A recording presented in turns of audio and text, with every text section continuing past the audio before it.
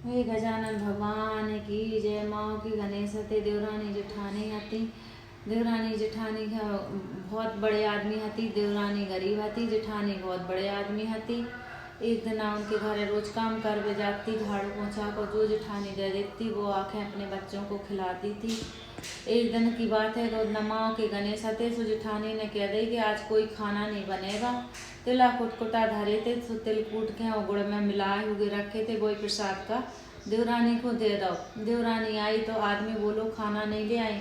बोली आज दीदी ने नहीं दो, आज गणेश व्रत हती इसलिए उनने यही दिया प्रसाद। आदमी ने न सुना न कछु और खूब मारा औरत को। जैसे ही मारने लगे और खूब उसकी कमर तोड़ के रख दी।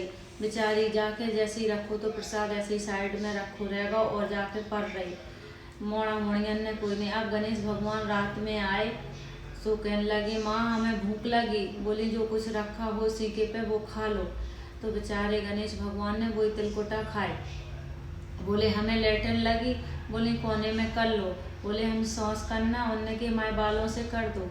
बस ऐसा सुन के बेहोश हती वे, तो उन्हें कुछ पता नहीं था कि हमारा लड़का बोल रहा कि भगवान गजानन जी बोल रहे। वे तो कल हार रही थी, अपनी पिटी पिटाई हती। जैसा करके सवेरे उनने उठ के देखा तो उनके चारों कोने हीरे मोती से भरे और वो महारानी बन गई, जो देवरानी के कुछ नहीं था। जेठानी ने बुलवाया कि आज देवरानी काम करने नहीं आई है, जाओ बच्चे बुला के ले आओ चाची को। जैसे चाची को बुलाने गए, बोले अरे चाची के घर में तो बहुत धन संपत्ति है। पापा वे तो चाची लगी नहीं रही, मम्मी देखो उनको तो बहुत धन हो गया, अब चाची तुम्हारे घर काम करने नहीं आएंगी।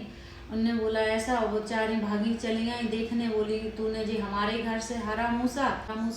बोली हमने नहीं जी किसी का हरा मूसा, हम तो रात के तुमने खाना नहीं दिया, हम आए वो वैसे ही रख दो तिला कुटकुटा, और आदमी आया सो हमें खूब मारने लगे तुम्हारे देवर।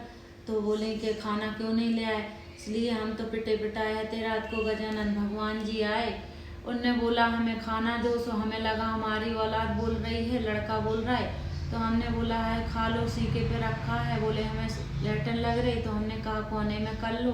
बोले हमें शौच करना है, तो हमने कहा हमारे बालों से कर लो। जी हमने किसी का हरा मूसा नहीं है, जो दिया हमें गजानन भगवान ने दिया।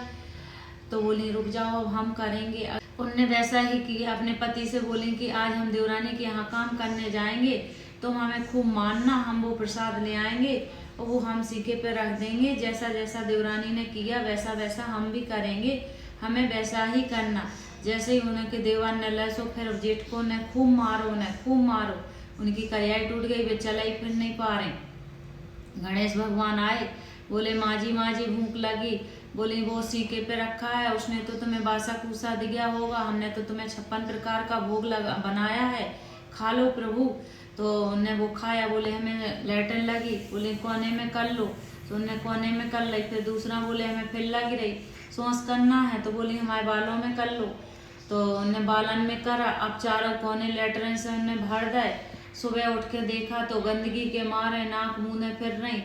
कहने लगी तुम्हारा तो बहुत अच्छा किया, हमारे संग तो गजानन ने पूरे में गंदगी फैलाई है, और हमारे में तो बास ही बास आ रही, हमारे तो शरीर से भी बास आ रही। अब क्या करें। गजानन भगवान से बोली हे प्रार्थना कर रहे हैं, हम स्वीकार कर रहे हैं, उनके संग तुमने अच्छा किया, हमारे साथ खराब की। गजानन भगवान बोले जैसी करनी वैसी भरनी, उनके अंदर छल कपट नहीं है, तो इसलिए हम उनके यहाँ हकीकत में गए थे। तुम्हारे यहाँ 56 प्रकार का तुमने हमें भोग लगाने की कही थी, कि हमारे पास तो 56 प्रकार का बनाया हमने तुम्हारे लिए, प्रभु खा लो। तो इसलिए छल कपट का यही फर्क है। अब तुम अपनी देवरानी से क्षमा मांग लो, और आधा लड्डू का प्रसाद तुम ले लो, आधा लड्डू का प्रसाद देवरानी लो रे, दोनों जने धन संपत्ति वाली बनोगी, जैसी गजानन ने उनकी सुनी थी वैसी।